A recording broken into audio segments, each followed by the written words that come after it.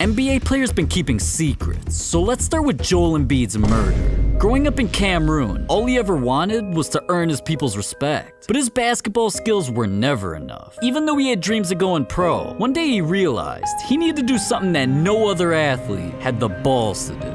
When I was about 6 years old, I had to go in the jungle to kill the lions. So I went into the jungle, killed out a lion, and he fell asleep, and then I just came and killed him. I carried the lion on my back to the village. Wait, you're 6 years old, you kill a lion, you bring the lion back to the village. Yep. In my life, I've heard some crazy shit, but a lion? Really? This thing right here? When you were only 6? Man, at least he didn't break the law like Giannis. Cause growing up, he needed to commit crime just to survive. See, Giannis's parents were illegals, so he didn't know if one day he'd come home and they'd be gone. His family struggled to find work. There was no money coming in, so Giannis and his brothers were starving. But the boys had faith that they'd find the family a way out, and eventually, they posted up on the corner and risked their lives. They subsisted in the shadows of the economy. We didn't have a lot of money, but we had a lot of happiness. Peddling goods on the streets, just like these African migrants, hoping to make $25 or $30. We used to sell glasses, watches, then we used to sell CDs, DVDs. You must be a pretty good salesman. I was the best. Damn, man. Giannis not only never got caught, he saved the family and went on to become a 100 millionaire freak of nature. If only Dwight Howard had the same luck, because he's been surviving an addiction that almost killed him. At first, Dwight came to the league and became the NBA's most dominant big man. But when he joined LA, our boy started falling off. Like, everybody was wondering how he went from doing this to this. And in 2012, the world found out Dwight was hiding something.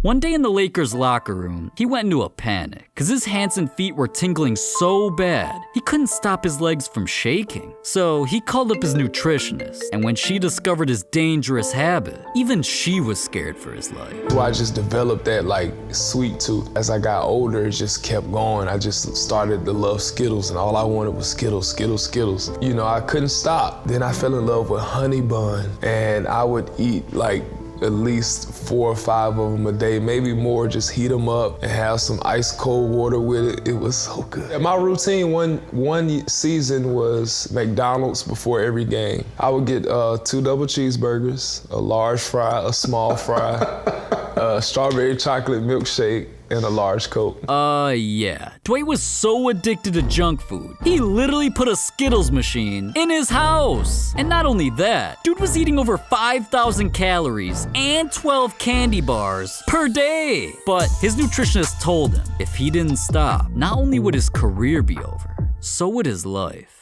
And Dwight vowed to change before it was too late. But I don't know what's crazier, that or Kawhi's weirdest moment. Because what he did at a restaurant went so viral, not even his ugly ass laugh can touch this story. Right after his 2014 championship, dude came in having his best season. But we all know Kawhi, man. Dude's a robot, so even that wasn't good enough. He started spending every day and night in the gym. And that's when his teammates got suspicious that maybe he wasn't human after all. So they put things to the test, inviting him to dinner. Cause even a 6'7", 225-pound beast has to eat sometime, right? Well, since Kawhi just signed a $90 million deal, they all decided to hit up one of San Antonio's most expensive restaurants. And you'd think Kawhi'd be trying to blow a bag, but after he looked at the menu, he wasn't really feeling it. And when the waiter came around to take orders, each of his teammates ordered something delicious. But Kawhi? He's built different. He whipped out a bag of fruit, started yelling apple time, and literally ate 12 of them with a fork and a knife. I mean, are we really surprised the dude who laughs like this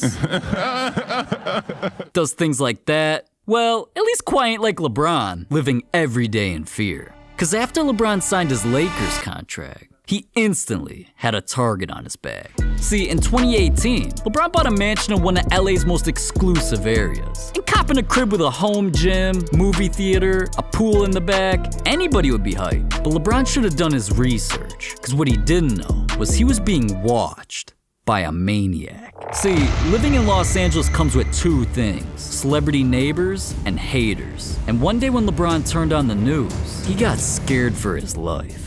Cause he saw other celebrities in his own neighborhood all became victims. And what's even scarier is, LeBron was at the top of the criminals list. But see, our boy's a billionaire, and he wasn't gonna let some weirdos in ski masks pull off a GTA heist. So he put 10 security guards on payroll to guard his house 24/7, cause it was more than his life at risk. So cause the criminal organization knew he became untouchable, they started vandalizing his murals instead to send a warning. And it proved they weren't scared to ruin his dreams, like the NBA did to Jokic. Cause coming into the 2014 draft, Jokic was ready to turn his dreams into reality. So at the Barclays Center, the picks came in one by one, and Jokic waited anxiously for his opportunity. Then, with the 41st pick, the Denver Nuggets were up, so Jokic could taste that it was his time. He waited on this moment for 19 years, and he was ready to get the crowd hyped. But as the pick came in, the NBA felt watching this was more important.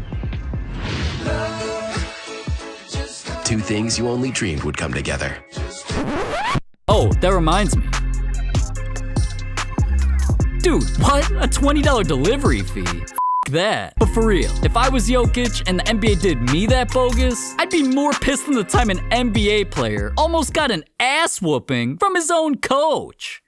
Who else but J.R. Smith, man? Back in 2018, the Cavaliers were filled with drama. And in February, they nearly traded away their entire team, so pressure was at an all-time high. And luckily, when the Cavs went up against the Nets, they pulled off a much-needed win, where J.R. Smith, he went off. That night, he dropped an insane 4 points. Dude, seriously, 0 for 3? You had one job. So the next day, when JR showed up to practice, our boy came in just minding his business. But when the Cavs assistant coach saw him, he just had to clown dude. Cause not only did JR play like ass, he wasn't subscribed to our channel. So that's where things got heated. J.R. Smith served a 1-game suspension Thursday for throwing soup at Cavs assistant coach Jamin Jones. For a long time, I refused to talk about the soup incident, but it was the bowl plus the soup. The bowl and the soup. And it was the first bowl out of the pot, so it was hot as hell. Oh, no! Damn, bro. If someone threw a bowl of soup at me, we'd have to square up. But at least what JR did wasn't as embarrassing as Jason Tatum, because this man did something so stupid, it got him banned from his idol's crib. Like, you don't understand. Back in 2019, Tatum was on cloud 9, because not only was he turning into a superstar, he was offered the deal of a lifetime to become a face of Jordan Brand. And what was he gonna say? No? Dude dreamed about this since he was a kid. So after he signed the deal, they flew him overseas to not only promote their new shoes, he was about to come face to face with the GOAT. But that's where things got ugly. I'm still nervous, right? So I walk in, MJ sitting down, his wife next to him, and Spike next to her. So I walk in, and I was like, I'm gonna go say what's up to him before I sit down. So I'm like, I talked to him earlier, like we had like a whole conversation, like I kind of knew him. But then I walk over to him, and like my hands start sweating. And I was like, what's up, Mike? And when I went to go shake his hand, I knocked over his wine glass on the table, and it broke. And I was like, I think he's gonna have to find a new idol, man. Hey, Tatum, bro, don't worry. We got room over here at Team LeBron. But hey, at least MJ didn't try to ruin Tatum's life like a deranged fan did to James Harden. Because during a heated matchup between the Rockets and Jazz, Houston was down bad, so Harden was pissed. And to make the situation worse, they were playing in Utah, home of the NBA's craziest fans. And late in the third quarter, Harden lined up for a free throw to try and spark a comeback. But that's when a fan did him dirty.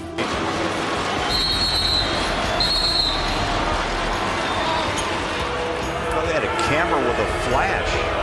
I mean, really, James Harden, is it that big of a deal? You're about to throw an attempt to look like you're going to throw a ball? Listen, man, getting a laser shined in your eyes is dangerous. Like, it takes less than a second to go blind. So Harden just doing his job almost turned him into Stevie Wonder. But listen, my neighbors are knocking at my door because they're tired of hearing me scream about NBA players. So we only got time for one more story. And I guarantee this changes how you look at Russell Westbrook forever. Because back in 2004, things were very different. Westbrook was just a 15-year-old basketball player, and he was lucky because he got to share the court with his best friend, Kelsey Bars. These two were putting their high school on the map. And let me tell you, man, these guys were inseparable because they made each other promise that when they graduated, they'd both play for UCLA and eventually play together in the NBA. So day and night, these boys practiced all over the city. Until... In early May 2004, Coach Reggie Morris took Russell and Kelsey to Los Angeles Southwest College to play pickup games against some of the top players in the state. Kelsey was the best player on the court even as a 10th grader. He was dominating college players. We had won like 4 or 5 games in a row. And I remember Kelsey was playing maybe the best I've seen him play in a long time. We went to go sit down over on the side, and he was laughing and joking with a couple of the young guys, and then he kind of collapsed. And then he took one big gasp of air, and then he just fell back.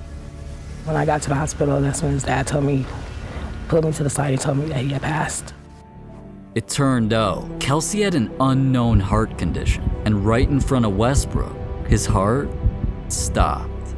And just like that, he was gone. Like, just imagine the pain Westbrook felt. These boys talked every day and had a dream. So, Westbrook knew there was only one thing he could do. He vowed to take his game to a never-before-seen level. For Kelsey. 23, yeah, 23.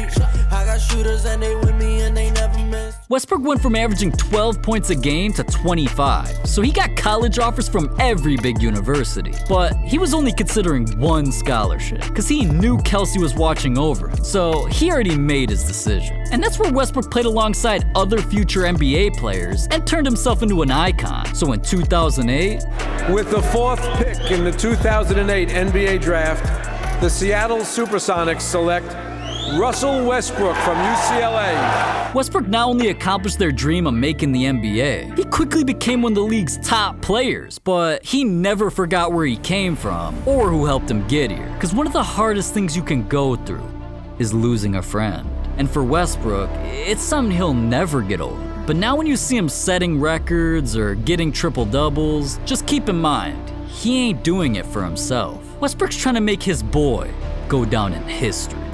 I want people to know that Kelsey could have been the best player in the country. Kelsey's always going to be a part of my life.